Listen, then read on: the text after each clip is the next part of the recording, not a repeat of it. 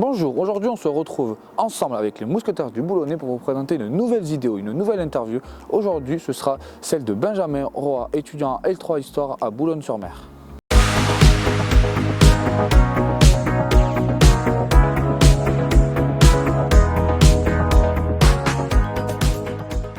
Bonjour Benjamin, on se retrouve aujourd'hui pour une nouvelle interview des mousquetaires des Boulonnais. Cette interview va se composer en trois grandes étapes. La première étape, c'est la présentation.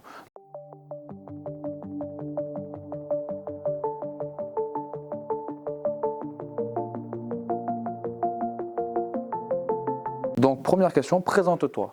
Écoute, je m'appelle Benjamin Roy, j'ai 20 ans et je suis actuellement étudiant en histoire en 3e année à l'ULTCO à Boulogne.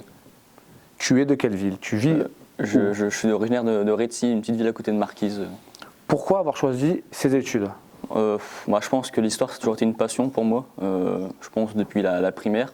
Le désir de vraiment faire prof d'histoire, je pense il est arrivé en 4e, 3e quand les profs d'histoire m'ont fait aimer la façon d'enseigner l'histoire. Pourquoi l'ULCO? Par proximité premièrement, et surtout parce que j'avais déjà eu des retours, j'avais notamment des amis de mes sœurs qui avaient fait licence d'histoire et qui m'ont dit que c'était bien parce que c'est une licence à réduite, on n'est pas beaucoup, donc les profs peuvent plus s'attarder sur toi-même. Et hormis les cours que tu as eu dans l'élémentaire et au collège, qu'est-ce qui t'a réellement poussé à faire des études d'histoire, hormis ton désir absolu de devenir prof d'histoire? Je pense que c'est la passion pour, entre guillemets, l'inconnu et pour les nouvelles choses, toujours apprendre de nouvelles choses, toujours renouveler notre approche sur un sujet précis. Et dans l'élémentaire, dans le collège, as-tu eu certains profs d'histoire qui t'ont inculqué cette façon d'être, cette façon d'enseigner l'histoire au point de te dire je vais aller à l'ULCO et je vais aller à la fac d'histoire? Oui, c'est en 3e, 4e où vraiment mes profs m'ont fait d'une part aimer l'histoire dans une autre dimension, vraiment dans une dimension exceptionnelle, et qui m'ont aussi transmis cette volonté de vouloir devenir prof d'histoire, d'être comme eux finalement. Pour toi, l'histoire dans la société, c'est important ou c'est pas important? Je pense que c'est important parce que en apprenant l'histoire, ça permet de ne pas refaire les mêmes erreurs. Par exemple, grâce à en étudiant l'histoire, on peut éviter des atrocités comme par exemple le génocide juif, mais aussi des choses comme les dictatures dans un certain sens, mais aussi par exemple on sait grâce à l'histoire comment endiguer certaines épidémies qui ont sévi par exemple au Moyen-Âge. Dans l'histoire, quelle est ta période favorite et surtout, as-tu une chronologie favorite? Donc je pense que c'est l'histoire antique, ma période favorite, et donc ce serait vraiment plus sur l'Égypte antique, et une chronologie ce serait vraiment toute l'Égypte antique. Si j'aurais vraiment choisi une chronologie, ce serait plus des dynasties précises comme par exemple celle des Ramsès ou les dynasties de fin d'Égypte, par exemple celle de la dynastie ptolémaïque. Donc pour toi, l'Égypte, dans l'histoire, occupe une place très importante? Pour moi, dans mon regard, oui. Après, dans l'histoire du monde, peut-être, c'est l'une des plus anciennes civilisations. Elle a apporté beaucoup de choses. Après, est-ce que c'est l'une des plus importantes? Je peux peut-être pas dire ça. On peut penser notamment à Rome, qui a, je pense, apporté plus de choses, en tout cas sur le continent européen. Dans ton cursus à l'ULCO, as-tu eu des cours d'égyptologie, vu que tu t'intéresses à l'Égypte? Oui, on en a eu au premier semestre de L3. On a eu un approfondissement délivré par M. Potvin sur l'égyptologie. D'accord. Merci Benjamin pour cette première partie de présentation. Dans une deuxième partie, on va parler de tes études, de ta passion pour l'histoire et pour la géographie, si elle occupe une place importante.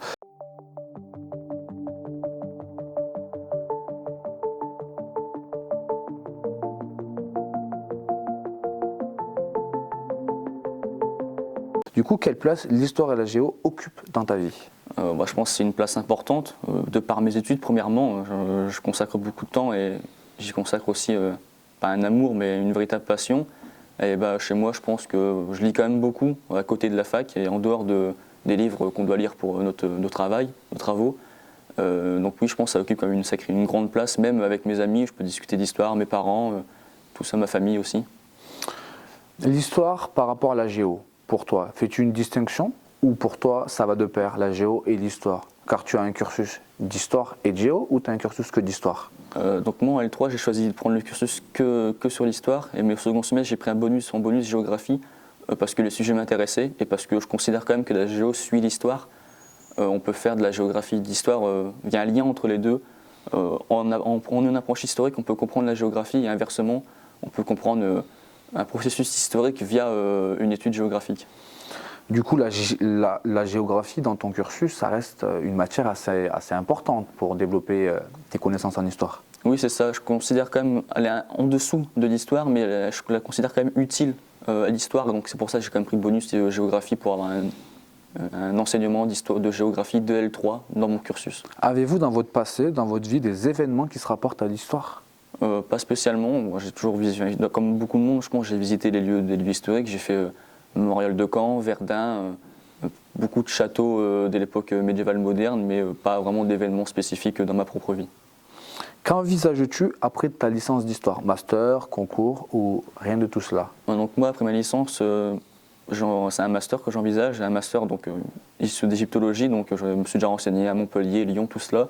Et donc après, ce serait passer le CAPES, l'agrégation, faire une thèse et à terme devenir maître de conférence et à d'autres termes, professeur d'université en histoire ancienne. Dans l'histoire, l'archéologie, penses-tu qu'elle va de pair avec l'histoire ou penses-tu vraiment que c'est totalement à part de l'histoire? Car il me semble que dans votre cursus à l'ULCO, vous avez de l'archéologie. Et oui, on a eu un enseignement d'archéologie en L2 dispensé par Madame Géano et personnellement, je pense que ça va de pair avec l'histoire. C'est peut-être l'influence de la période antique qui fait qu'on est quand même en période antique beaucoup dépendant de l'archéologie, peut-être moins en contemporaine, puisqu'en période antique, c'est grâce à l'archéologie qu'on peut retrouver par exemple des tablettes d'argile sur lesquelles sont gravées des inscriptions. C'est grâce à l'archéologie qu'on retrouve par exemple des temples enfouis dans le désert du Sahara. Donc je pense vraiment que l'archéologie est liée à l'histoire. Penses-tu qu'on a tout découvert? Je pense pas. Autant sur les 4 périodes historiques, je pense qu'il y a toujours des trucs à découvrir. Évidemment plus la période médiévale et antique parce que c'est des périodes reculées, donc très anciennes. Donc, voilà. Mais je pense même sur la période contemporaine, sur les conflits mondiaux, la guerre froide, il y a toujours des choses à voir. De par les documents qui sont classés secret défense, il y a toujours des choses à apprendre via cela. Et juste avant, vous m'avez dit que vous parliez d'histoire à l'extérieur avec votre famille, vos amis, mais est-ce qu'il y a d'autres personnes qui parlent d'histoire avec vous que votre famille, que votre entourage? Pas spécialement. C'est vraiment, ça se limite vraiment à ce champ-là, à ce champ très très proche pour parler d'histoire. D'accord. Merci Benjamin du coup pour avoir répondu à sa deuxième partie de cette interview. Dans la troisième partie de cette interview, on verra ta vision de la vie, ta vision de l'histoire, ta pensée intérieure et surtout ton futur.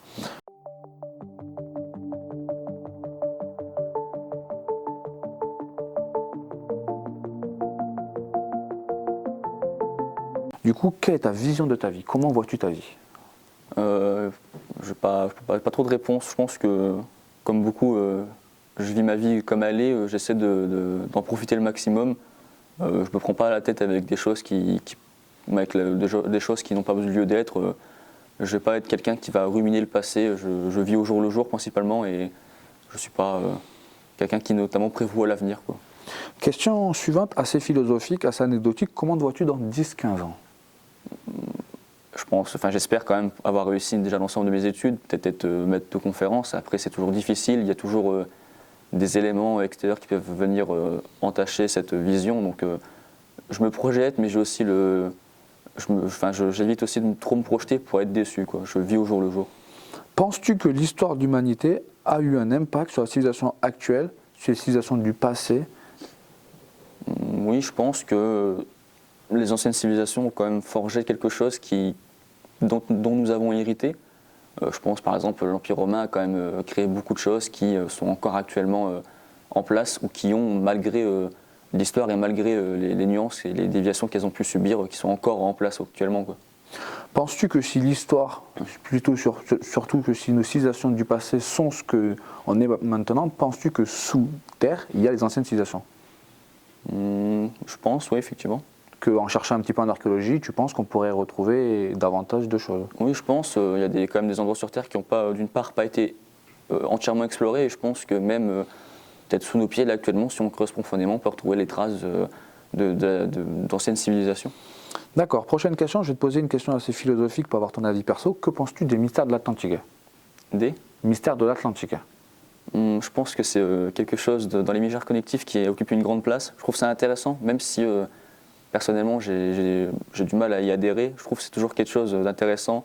Le mystique, je trouve que c'est toujours quelque chose d'intéressant en histoire parce qu'il y a toujours cette phase, plus que c'est mystique, on étudie en se disant peut-être que ça existe pas. Dès qu'on trouve le moindre renseignement, on se dit que voilà, ça existe, c'est un fait. Et donc voilà, ça rentre toujours en contradiction avec l'avancée des études historiques. Quel personnage historique te fait rêver, t'a fait rêver? Quel est celui que tu détestes?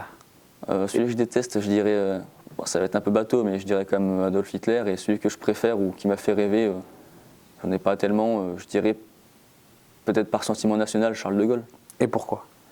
Je pense que c'est quand même le premier président de la Cinquième République, un grand personnage. Au-delà de son rôle pendant la guerre, bien sûr, c'est celui qui a réussi à unifier les réseaux de la résistance. Et il a quand même fait beaucoup de choses pour la France en tant que président, en tant que général. Donc je pense qu'il mérite sa place dans l'estime des gens. Et pareil, as-tu une héroïne favorite et une que tu détestes? Je dirais Jeanne d'Arc, pour ça que j'apprécie. C'est quand même une grande héroïne de l'époque médiévale, même s'il y a toujours aussi cette dimension mystique autour d'elle. Et celle que je déteste, je n'ai pas spécialement d'exemple précis. Que penses-tu de la cinématographie dans l'histoire? Je pense que c'est intéressant, mais c'est aussi, faut aussi attention, prendre des pincettes, c'est-à-dire c'est intéressant de faire des films sur l'histoire, mais il faut qu'ils collent à l'histoire. On a vu trop de fois des films qui prennent appui sur l'histoire, mais qui ne respectent pas l'histoire en elle-même, qui changent les événements. Donc oui pour la cinématographie dans l'histoire, mais avec parcimonie et surtout avec comment dire, un grand encadrement pour que ça respecte vraiment l'histoire en elle-même. As-tu une série, un documentaire qui t'a marqué, qui pour toi est le plus proche de l'histoire que vraiment Contrefaçon? Je pense que c'est la série Barbare sur Netflix, sur l'Empire romain. Je l'ai regardé, c'est vraiment pas mal. Alors je ne suis pas spécialisé dans l'Empire romain, mais je trouve que ça reflète quand même pas mal la situation de l'Empire romain. Et c'est assez teinté de réalisme pour moi, donc c'est vraiment une bonne série à regarder. Ça reflète surtout la guerre en neuf avec Oui. l'empereur Arminius. C'est ça, oui. C'est bien ça? Oui. Du coup, quel événement historique t'a fait aimer l'histoire? Je pense comme beaucoup, c'est les deux conflits mondiaux. C'est ceux auxquels on est le plus facilement exposé. Et donc, c'est vraiment ça qui m'a donné envie d'étudier l'histoire, oui. Dernière question, pour toi, l'histoire est-elle écrite? Donc, est-ce que c'est un destin? Ou pour toi, c'est rien de tout ça? Je pense qu'il y a une part de destin dans notre vie, puisque je pense que nos choix, nos actions et nos pensées, elles ne sont pas dictées, mais si on est réduit à faire quelque chose, c'est-à-dire que dans notre subconscient, il y a notre subconscient qui nous dit ouais, fais-le parce que ça va t'apporter quelque chose de bien, ou inversement. Merci beaucoup Benjamin pour cette interview. Du coup, pour ceux qui nous regardent derrière la caméra, vous retrouverez l'interview d'ici la fin de semaine et pour les autres, à bientôt.